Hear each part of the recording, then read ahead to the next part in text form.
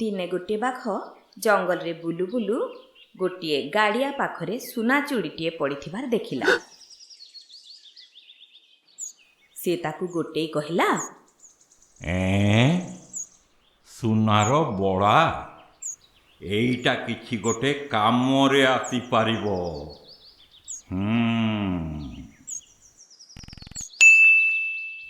ମଣିଷ ତ ଭାରି ଲୋଭୀ ଜନ୍ତୁ, ଆଉ ଭାରି ସୁଆଦିଆ ମଧ୍ୟ।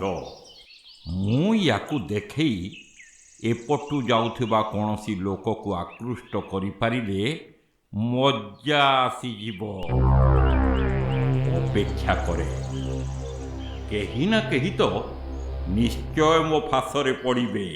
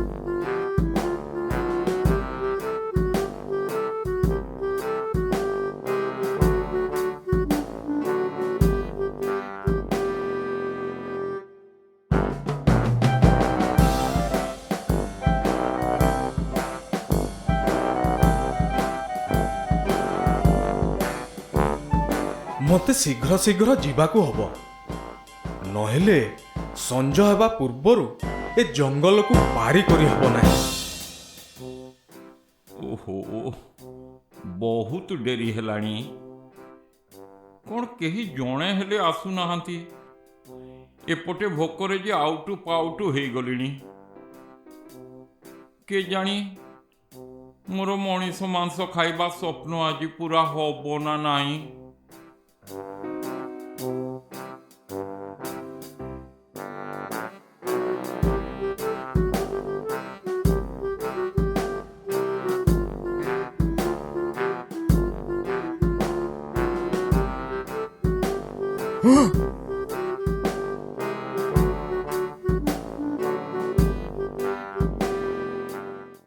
हे हे हे ଭାଇନା, ଏପଟେ ଏପଟେ।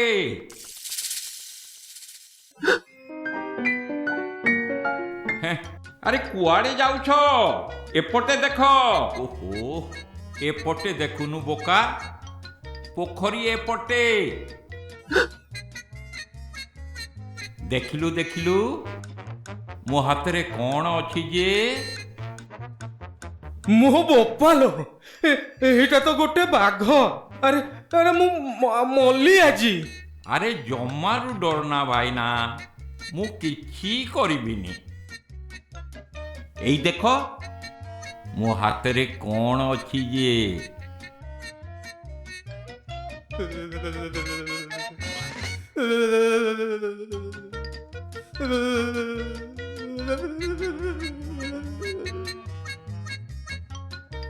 ଏଇଟା ଗୋଟେ ସୁନାର ଚୁଡ଼ି, ଯାହା ମୋର କୋଉ କାମର ନୁହଁ। ତମର ଯଦି ଦରକାର ତାହେଲେ ଆସିକି ନେଇଯା। ସୁନା ଚୁଡ଼ି?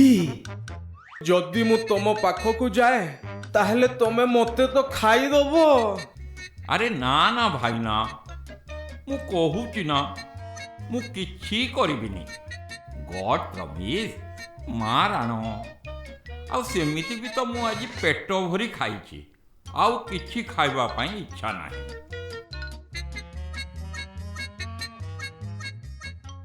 ଆରେ ଭାଇ, ଏତେ ଭାବିବାର ନାହିଁ, ବୁଝିଲ? ତମର ଯଦି ଦରକାର ନାହିଁ ତାହେଲେ ଠିକ୍ ଅଛି, କିଛି ଅସୁବିଧା ନାହିଁ। ମୁଁ ଆଉ କାହାକୁ ଦେଇଦେବି। ତା ବଦଳରେ ସିଏ ମୋତେ ଧନ୍ୟବାଦଟିଏ ମଧ୍ୟ ଦବ। ମତେ ତ ଦରକାର ତ ଅଛି, କିନ୍ତୁ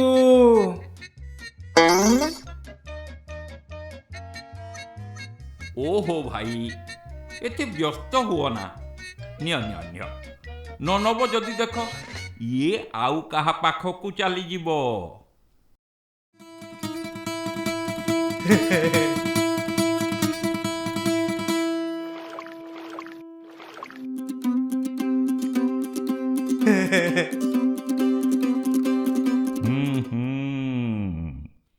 ଏବେ ହବ ମଜା।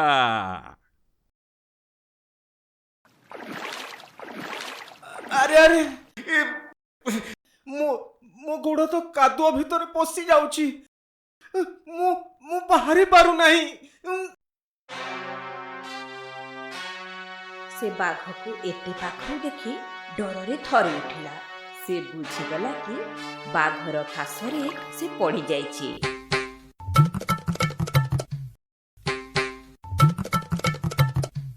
ସୁନାର ଚୁଡ଼ିଟିଏ ପାଇଁ କିଛି ସମୟ ପାଇଁ ମୁଁ ଭୁଲିଗଲି କି ବାଘ ମତେ ଖାଇଦେବ। ମୋର ଲୋଭ ଯୋଗୁଁ ଆଜି ମୋର ମୃତ୍ୟୁ ହେବା ସୁନିଶ୍ଚିତ।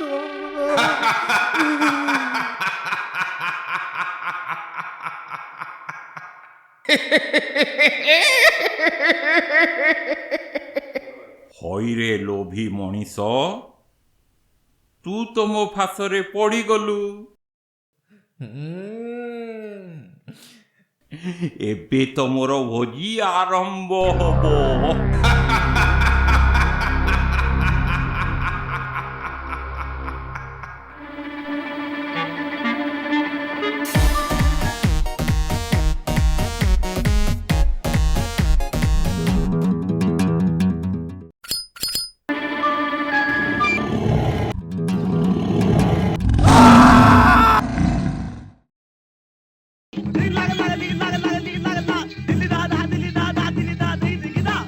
ଏଇଠୁ କ'ଣ ଶିକ୍ଷା ମିଳିଲା?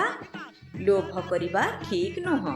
ତାକୁ ନିୟନ୍ତ୍ରଣରେ ରଖିବା ଶିଖ, ନହେଲେ ଦିନେ ଏଇଭଳି ସଙ୍କଟରେ ପଡ଼ିବ।